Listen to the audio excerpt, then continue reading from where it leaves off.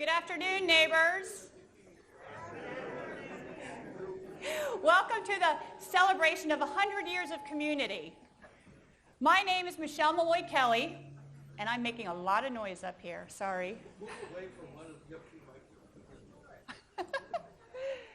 I'm a member of the Centennial Celebration Committee, and I've lived on Turner Lane for only 6 years, but I joined my husband and his family who've been there for more than a decade by the time I joined them. Today we're celebrating the 100th birthday of our village. It's a very special day. How many people here have been to a 100th birthday party before? Wow, that's awesome. So you know the drill. No, kidding. As part of the celebration, we'll be sharing some of the rich history of our village. But before we get started, let's recognize and thank a few people, and then we're going to learn something about you. We're honored today to have Montgomery County Executive Ike Leggett and Maryland State Delegate Al Carr, along with a representative from the office of Congressman Chris Van Hollen, join us. In November 2006, Ike Leggett was elected to a 4-year term as Montgomery County Executive. In 2014, he was re-elected by county voters. Ike Leggett previously was elected to the City Council and served 4 terms as an at-large member. Now, County Executive Leggett, we'd like you to come up and make some remarks. Welcome. Good afternoon. I'm really delighted to be here with Al Carr and Representative McManus from Chris Van Hollen's office. We are fortunate in Montgomery County because I like to tell people that Montgomery County is really one of the best places in America really to live. But it's not because of what we do. Thank you. It's not because of what we necessarily do in Rockville or in the state capital in Annapolis. It is because we have strong communities. The community is made up of people and local leaders who help to make this county what it is today. So I want to thank you for what you've done to make Montgomery County such a beautiful place in which to live. I have a certificate I'd like to present, and I'll read it. The County Executive of Montgomery County, Maryland, who happens to be me, here in person, award this certificate to the Village of Martin's Additions in recognition and appreciation of 100 years as a vibrant and dynamic community in Montgomery County.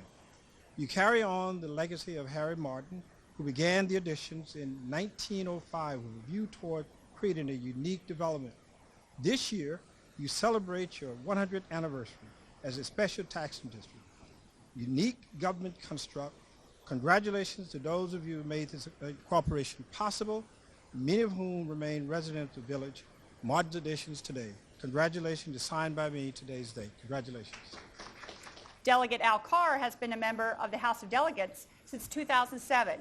He represents Maryland's 18th legislative district. He was elected to a 3rd term in 2014. Well, back 100 years ago, it was an act of the Maryland General Assembly that established Martin's Additions as an incorporated entity. So it's appropriate that you invite me, a member of the Maryland General Assembly, to be here 100 years later. To be with you to celebrate. So I'm very happy to celebrate with you. I'm presenting a citation from the Maryland General Assembly on behalf of the District 18 team. That's Senator Rich Madalino, myself, Delegate Al Carr, and Delegates Ana Sol Gutierrez and Jeff Waldstreicher. It says, be it hereby known to all that sincerest congratulations are offered to the Village of Martin's Additions in recognition of their centennial celebration. Thanks. As some of you may or may not know, Congressman Chris Van Hollen intervened on our behalf to help solve some mail delivery problems we were having. Anybody have some of those? His assistance made a noticeable difference, I hope you all agree, for which we are all grateful.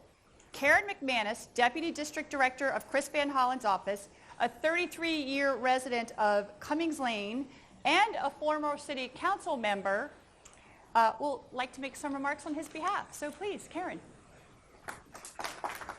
Thank you. Good afternoon, everyone. It's a special honor to represent Congressman Van Hollen, also known as Chris. to all of you today, because I'm fortunate to have spent the last 33 years here raising our family, and it's been a true honor and a joy. So I know how great our community is. But Congressman Van Hollen asked me to present this citation on his behalf, and it reads, "This citation is presented to the Village of Martin's Additions on the occasion of its centennial, in celebration of 100 years of vibrant community engagement and self-governance, and with best wishes for the coming years." Signed, Chris Van Hollen, Member of Congress on this day, the 17th of April, 2016. Thank you.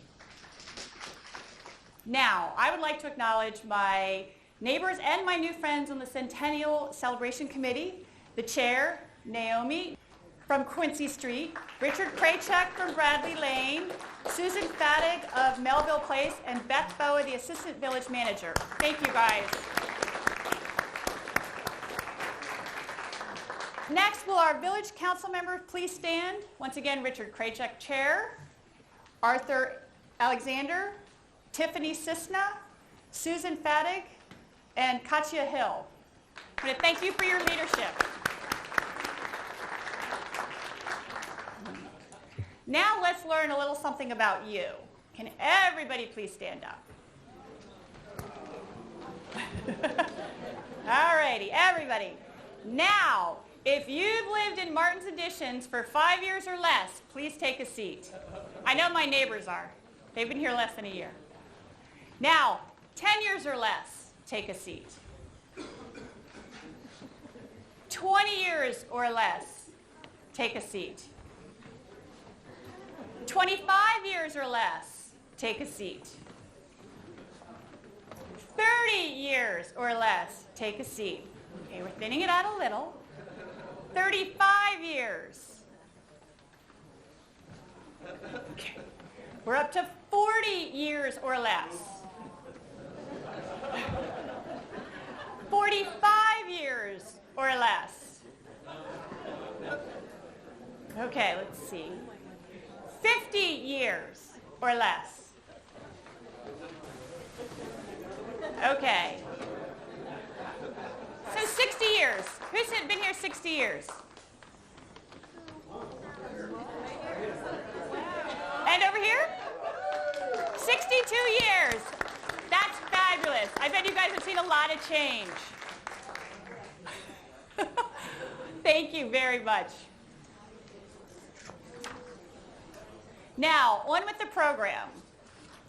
Peggy Eastman of Bradley Lane wrote a poem about the wonderful sense of community in the village.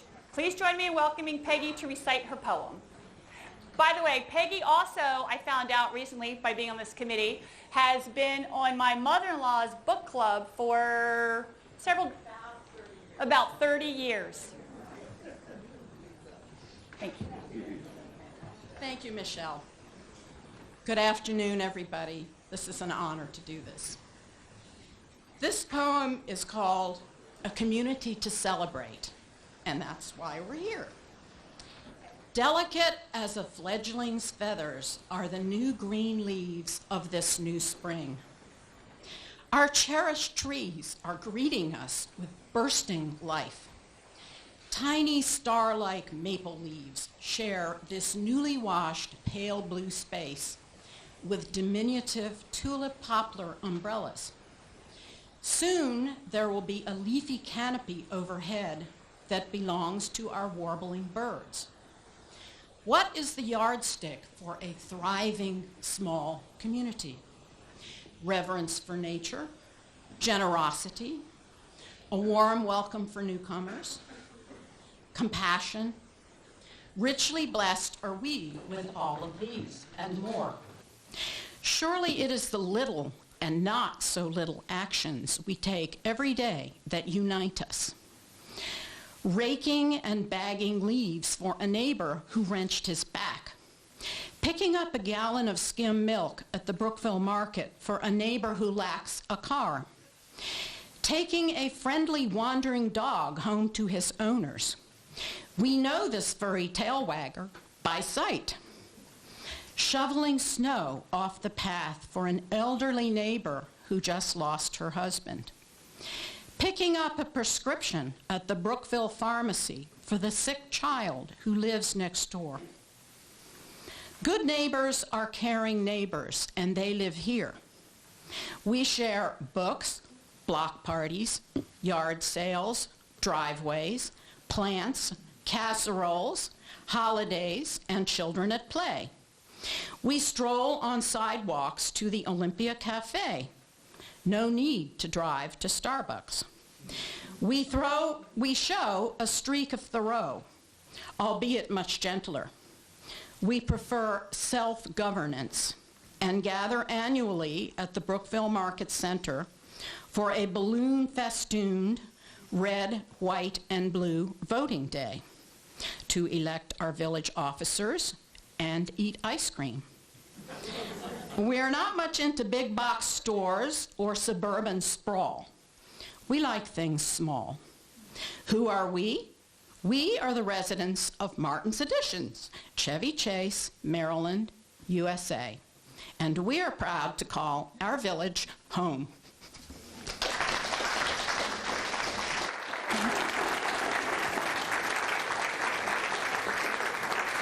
Thank you, Peggy.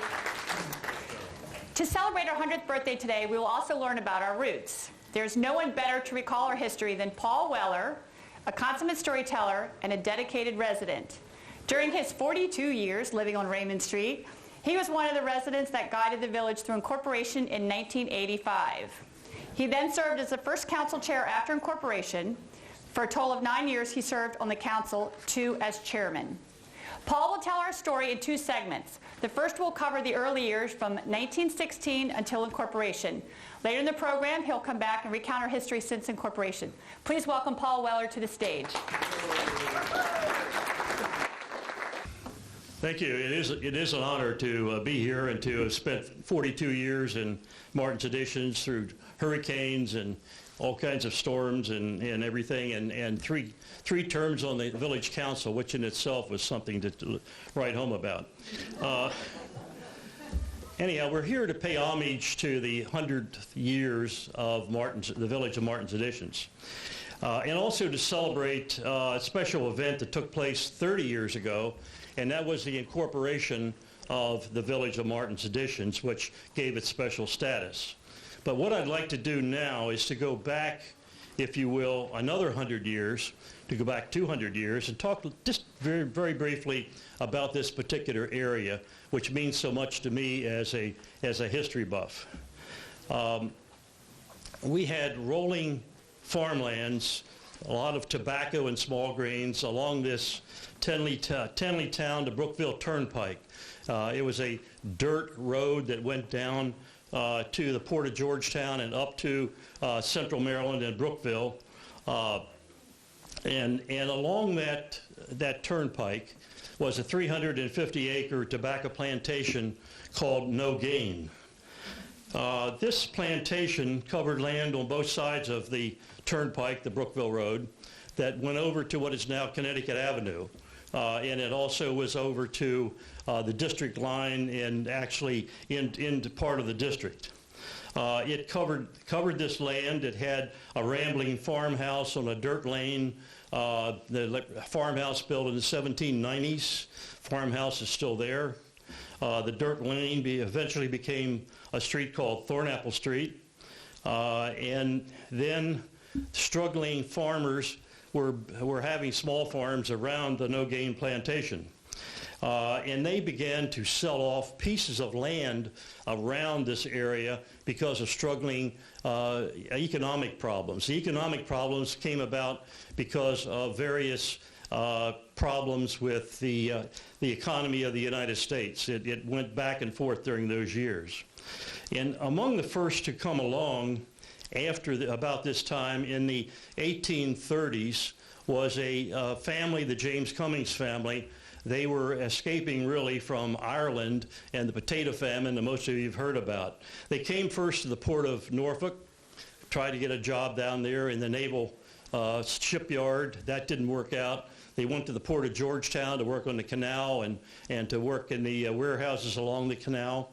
That didn't work out very well. Finally, they decided they would come out to the 350 foot elevation here outside of the District of Columbia and buy 100 acres and have a farm, the Cummings Farm. So they purchased these 100 acres and they started to raise cattle and have crops. And so that then laid out part of what is now Martin's Additions. This busy turnpike that we talk about over here called Brookville Road saw lots of development and lots of action during the time that in those early days. It was developed in the late 1700s. And much of the federal government came out this road on Brookville Road when the British decided to burn Washington. And that's part of this history. There was tobacco and livestock going down this Brookville Road, this turnpike, to the port of Georgetown. They would go down to Tenleytown on the River Road and then on down into Georgetown. The action along this road came out in very strong order during the American Civil War. At Fort DeRussy, which is still here off of Military Road, had 100-pound guns that threw 100-pound shells. And as the Confederate cavalry rode up Brookville Road to attack Washington in the summer of 1864, they were dropping these 100-pound shells down on Brookville Road in this whole area, and they set the porch on fire of No Gain, the No Gain plantation, and burned the porch, but the house was able to survive during that whole period of time. Then later, Eleanor Roosevelt, First Lady of the land, came out to what they called the Brook Farm Tea Room with her Tea Party group, and on a regular basis would have tea at what is now called La Ferme Restaurant. That was during the Great Depression. By the end of the 1800s, the 19th century, an enterprising entrepreneur came about, a gentleman by the name of Harry M. Martin.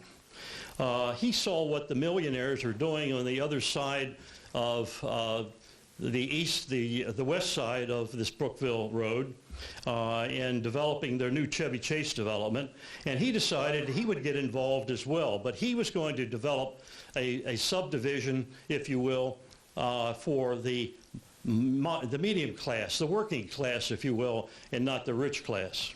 So he bought 50 acres from the Cummings 100-acre farm. So that 50 acres became part of the village of Martin's Additions in an eventual time. He had a family dairy farm. We live in what is part of the tenant house off of Raymond Street. The house that the Cummings built in 1893 was torn down 4 weeks ago, as you know, on Cummings Lane for another McMansion. But they continued to have this farm, and there were cattle in this area until about 1947, when the Cummings family sold the Cummings farm finally, bought 2 lots on Cummings Lane, and built their own house outside of the farmhouse. Harry Martin then began building houses in this area in the early 1900s. And these residents needed streets, they needed utilities, they formed a Chevy Chase Home Association, and they needed to write a constitution and bylaws for this area.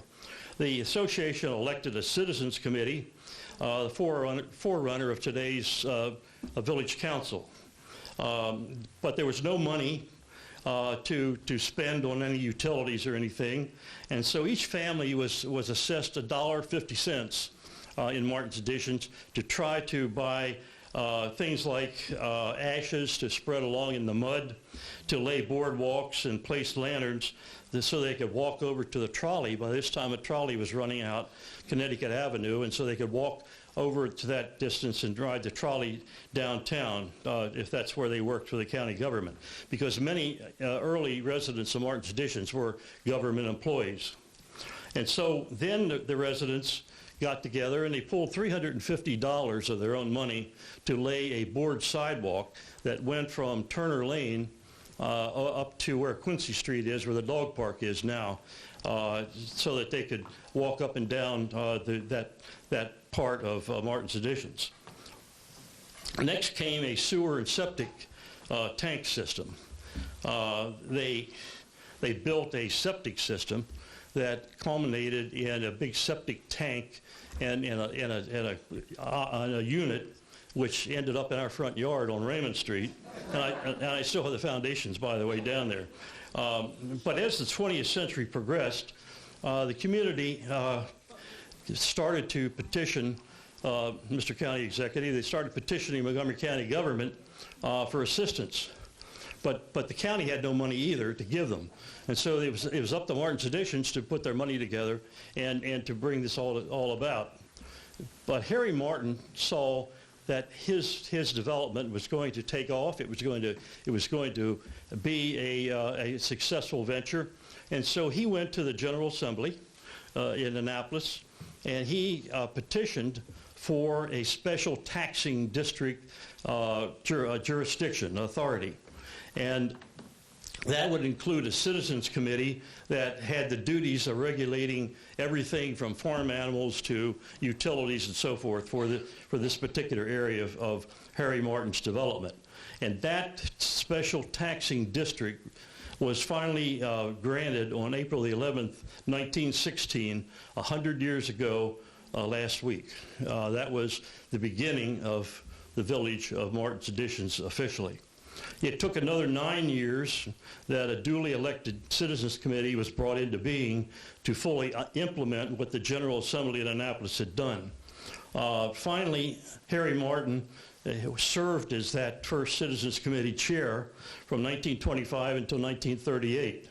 And other citizens stepped forward thereafter to carry on the civic responsibilities up and through the end of World War II. So we'll get into what has happened since World War II, which I think you'll find very interesting in a few minutes. Thank you. One of the most inviting and valuable features of our village is our tree canopy. Serving as the chairman of our tree committee, did you guys even know we had a tree committee? Yes. Arthur Alexander has studied our trees from a variety of economic, aesthetic, and public health perspectives. A Raymond Street resident for the past 25 years, Arthur has served on the council for 6 years, 2 as chairman. Please welcome Arthur to the stage. 100 years ago, as people who know trees, and has already been remarked by Paul Weller, we didn't have trees here. We had farms. This is a picture of Montgomery County today, up in the agricultural area. And if you notice there, you don't see many trees. There's a cluster around the farmhouses and a few along the roads. But this was what Martin's Addition would have looked like 100 years ago. Farmland, very few trees. This is Martin's Addition today. And this is the same scale as the previous chart. I turned it on its side so Brookville Road runs left to right across the top. But trees cover about 2/3, tree canopy covers about 2/3 of the total area. And so you'll see that we have come a long way from the farmland of 100 years ago to where we are today. You'll see this is the No Gain farm in the upper left, and it too has its cluster of trees.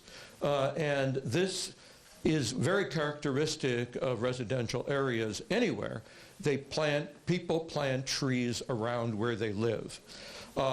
In addition to the kind of the aesthetic trees around the houses, the No Gain farm also planted others. Here there was a cart trail that ran from the No Gain down to a well at the corner of Turner and Summit. And it goes through Marty Langeland's and Bill Leo Grandy's house right now. And here we see their beech tree and an oak. And the beech had very utilitarian uses. The beech nuts were used to feed the pigs.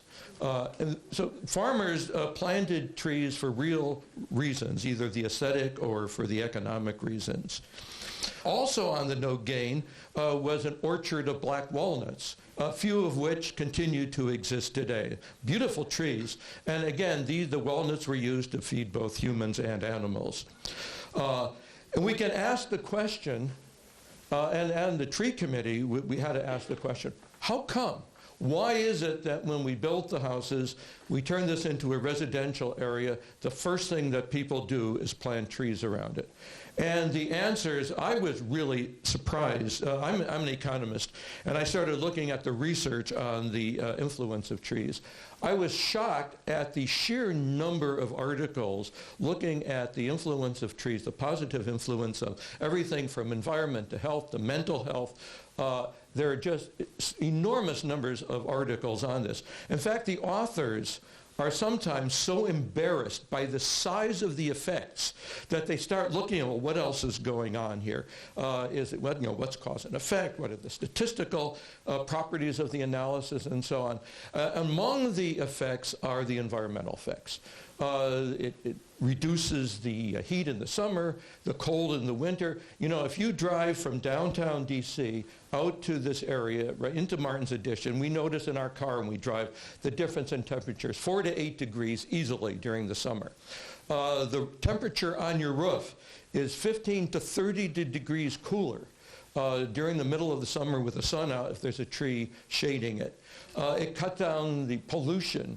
Just in the pollution alone, I just saw an article today from the New England Journal of Medicine that says the reduction of pollution from the increase of trees, if we went from no trees to where we are today in Martin's Addition, adds 2 years to your life. And so the trees have remarkable effects on all sorts of things. When we look at the economic effects, I was even more surprised at this. Raises the value of your property by anywhere from 5 to 10%. Again, as I say, the economists who have done these things are so embarrassed by the scale of the effects, they go back to try to figure out what's really going on. And as hard as they can try, they can't remove these economic benefits. One of the an article in Nature came out just a few months ago that looked at the importance of trees on health. Having trees, 10 more trees in your neighborhood, on your block, is equivalent to having $20,000 more in income and health effects. We all know that you know, your health goes up with your income and education. So it's equivalent to having $20,000 more or being 2 years younger. So trees have these enormous effects. It has an effect on mental disorders, reduces anxieties, and it produces lovelier complexions. Just think of the less sun, less pollution, less wind. You're healthier, you're less stressed out, you're bound to have a better skin. Forget the Botox, plant trees. So the thing that really impressed, all of this analysis impressed upon us on the council and on the committee, the importance of trees and some of the trends that have been taking place. Among the trends are bigger houses, more paving. People seem to like to have their patios and their driveways and the bigger houses, and we found that this was destroying the tree cover that was there. On the other hand, analysis of satellite pictures indicated we have not suffered net loss because of the increasing coverage of mature trees. And so we've lost trees to construction, to bigger houses, to bigger roofs, bigger driveways, but we've also gained from the development and the maturation, which gave us the brilliant idea of promoting private trees. Let's go out there and promote not just the public trees that the village has a responsibility for, but also the private trees. So beginning in the new fiscal year in July, we will be unveiling a new program to subsidize the planting of private trees on private properties, native canopy trees. And I want to thank some of the members of the tree committee. I see Chris Fleming here, who has really been helpful on all of these ideas. And some of the trees we'll be promoting are, I show some of them here. I can't really see what these are over here. But some great trees, so we'll just go through them. And one of the things I've shown here is the big trees where I've identified. Unfortunately, when I went out to take the pictures, there weren't any leaves on them. I then did an internet search to come up with the trees in full bloom that we see, the small ones. And here, Paul Wolf, our arborist for the village, he had volunteered to plant a tree in Martin's Addition. The county said that they would do it, and so in the county park at the end of Turner Lane, the county, Paul and Dan Gardner ended up planting a new oak. So we're thinking now, looking to the future, tying the past into the future, and a bigger tree canopy, a healthy canopy for the future. Thank you.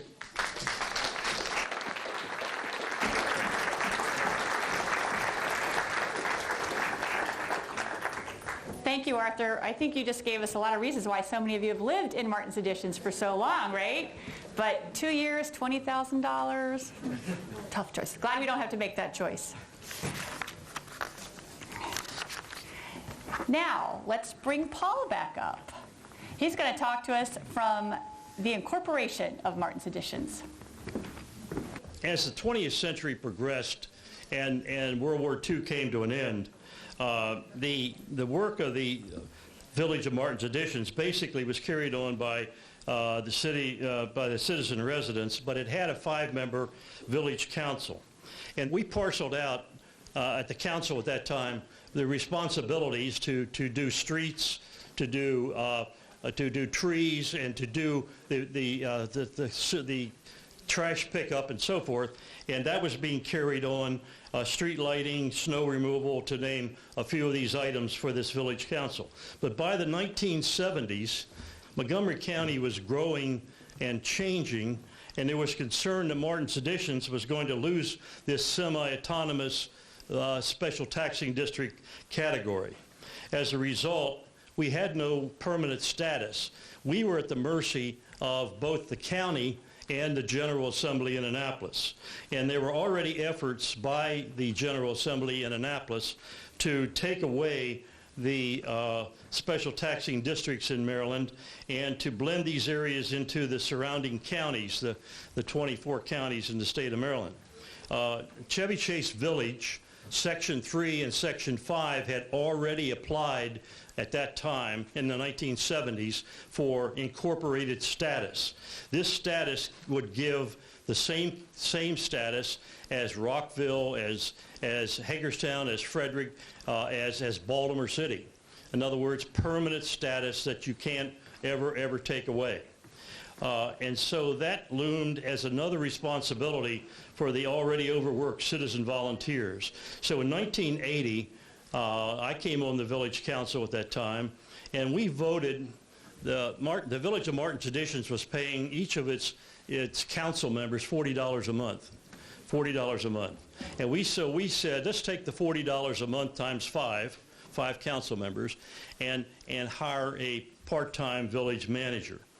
And so we advertised for that, and we found an eminently qualified resident of Shepherd Street, Jean Sperling, to become our first village manager.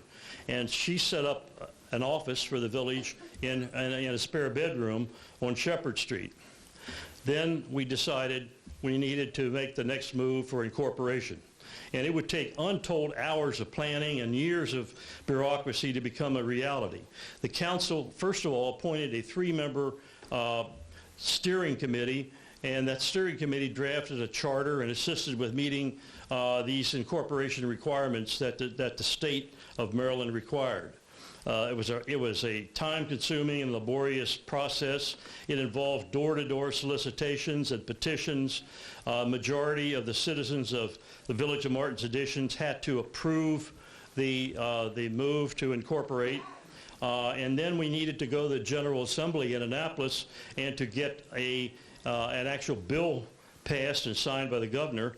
And finally then it would come back to the Village of Martin's Additions for the citizens then to make one final acceptance to incorporate the Village of Martin's Additions. The process took more than 4 years. 92% of Martin's Additions citizens at the time approved that process, and incorporation was finalized finally on March the 19th, 1985. It took another 4 years to draft and approve the ordinances that were needed to finalize the incorporation of the Village of Martin's Additions. And if you recall, in recent years, about 3 years ago, we had one of our, Rollingwood, one of our neighboring jurisdictions here, apply for incorporation and were turned down by the General Assembly.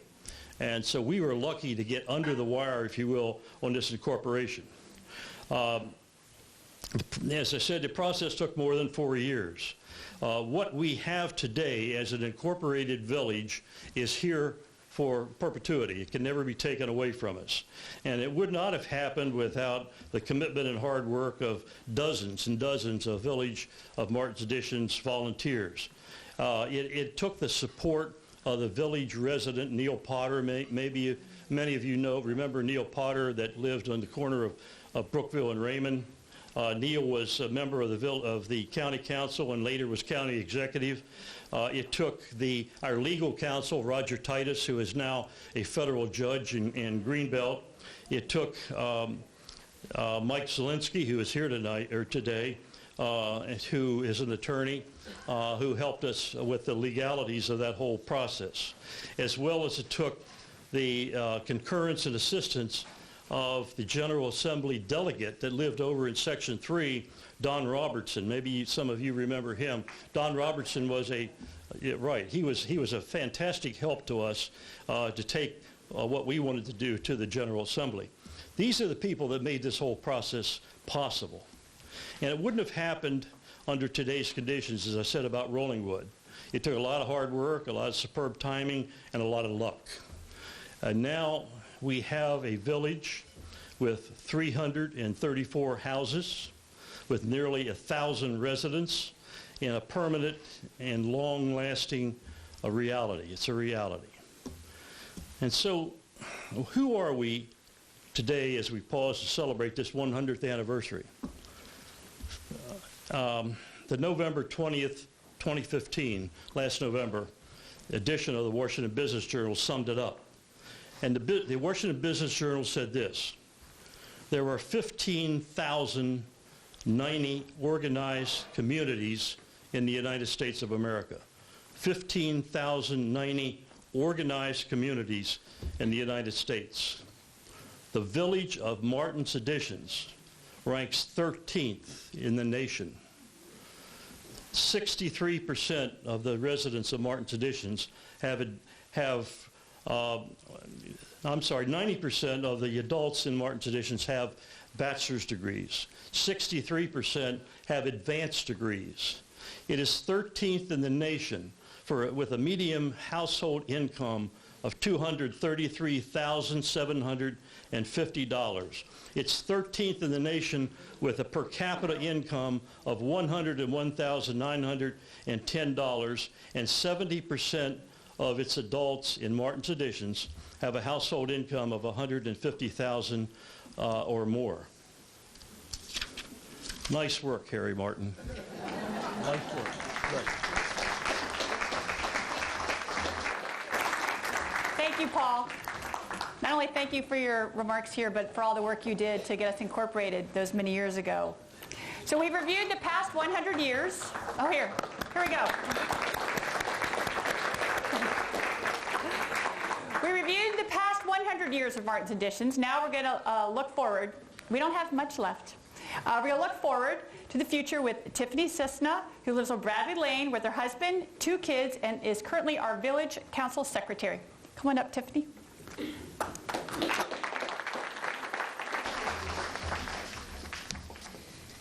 Thank you, Michelle. Well, I think I feel like my job's a little bit harder than Paul's. I don't have a crystal ball up here. Maybe some history books to look back on, but my task is to see what we could do to look forward. And I think that there are a few things that are easy for us to know. Although the Cummings family is still around, there aren't going to be any more farms in Martin's Additions. Small gardens, maybe some herb or vegetable gardens, but no large working farms. Property values will continue to increase, but it doesn't appear likely that we'll have a boom like we had in the past. The trend of older homes being torn down or renovated to accommodate modern conveniences likely to continue. And my favorite, hopefully, WSSC will soon be gone out of the village for another 100 years. But in all seriousness, as a resident who's been here for just 7 years, what I look forward to is continuing to be a community of the working people that Harry Martin envisioned living here, and continuing to build and improve upon the foundation that we have for 100 years of self-government. How is this going to happen? As Paul mentioned, it's all the resident volunteers that we have. It's incredible to me. We've got a 5-member council, but then we have 5 other committees, more than 20 other residents regularly volunteering their time for those committees. We have another long list of resident volunteers like Michelle, who said, oh, I might be able to help out with something, and then we got sucked into doing it. And I think that's really impressive given all the different competition there is for people's times here in this area, whether it's work or families or boards. Having resident volunteers in Martin's Additions for 100 years is incredible. And so what are we going to stay focused on for the next 100 years? I think it's a little bit of the same with a few modern tweaks. Community, that's the first one I'll talk about.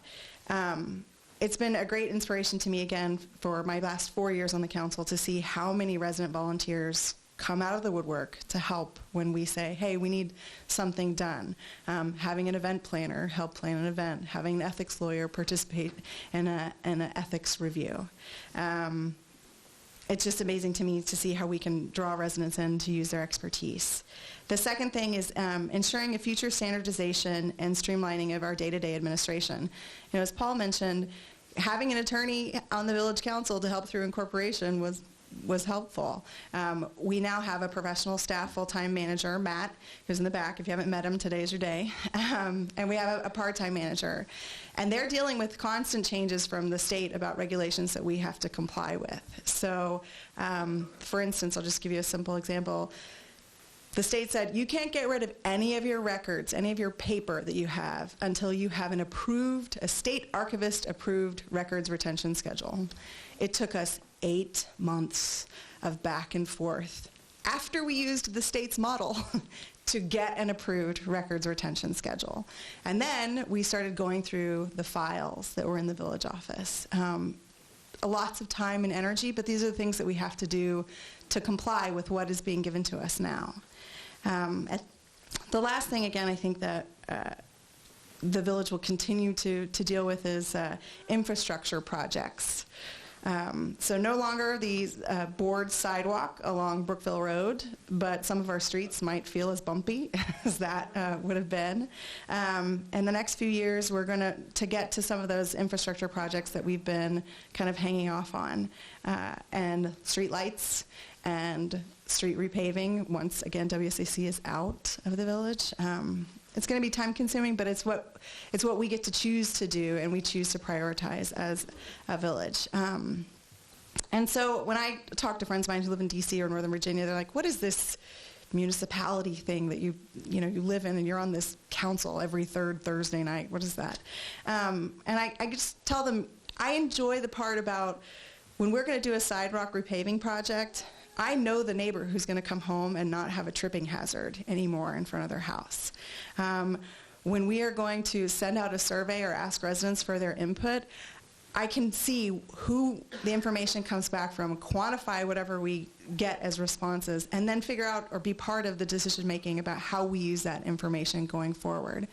And it sounds mundane, it sounds tedious, but they're part of our benefits and our responsibilities as being an incorporated municipality.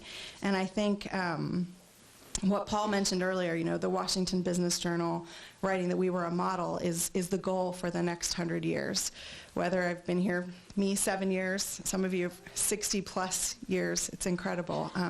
The goal is the same, a strong community, building on the infrastructure that we have, and being a model for the next 100 years.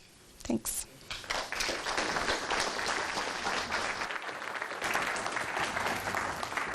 Thank you, Tiffany. Now I'd like to bring up my chairman, Naomi, who's also a 31-year resident of Quincy Street, she gets to draw the raffle tickets. As the chairman, she picked the easiest job. Do you see something wrong with that? So get out your tickets, maybe get out your reading glasses, and we need the bowl of raffle tickets, please. So from Brooke Taylor Interiors, a $50 gift certificate, 759. Yes!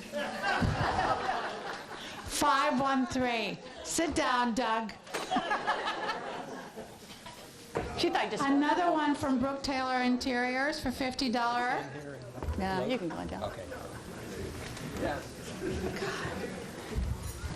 759-489. From Brookville Pharmacy, a $25 gift certificate. I guess they all start with 758-501.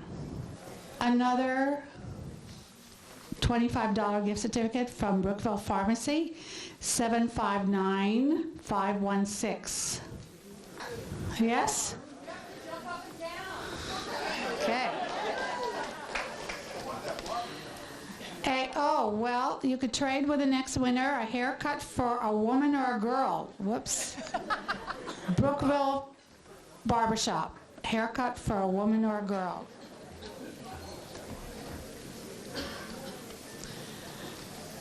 $759-398. Another Brookville Barbershop haircut for a woman or a girl, 759-511. I want to also thank the other sponsors. We have had some donations from La Ferme Restaurant, from Chevy Chase Supermarket, and from the supermarket at Brookville Road. Thank you all.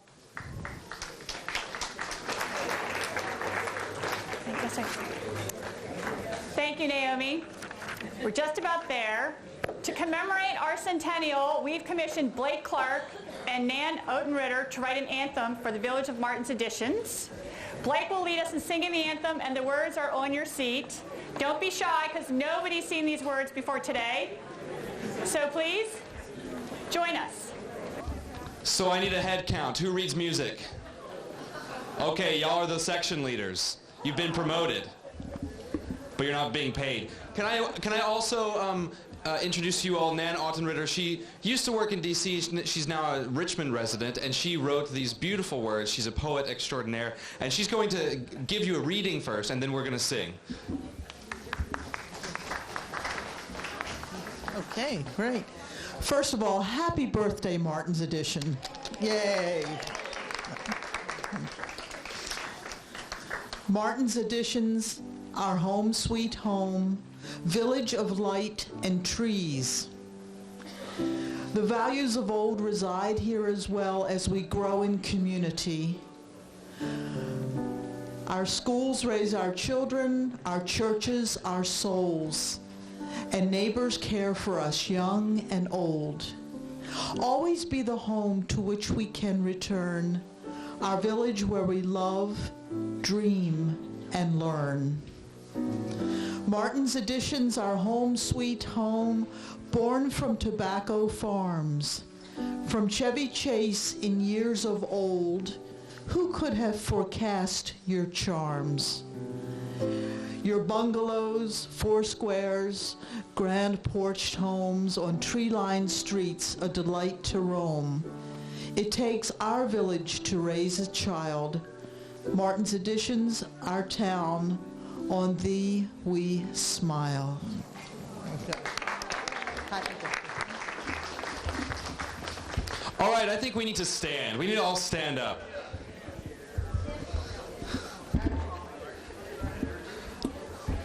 Okay, I'm relying on all you music readers. Here we go.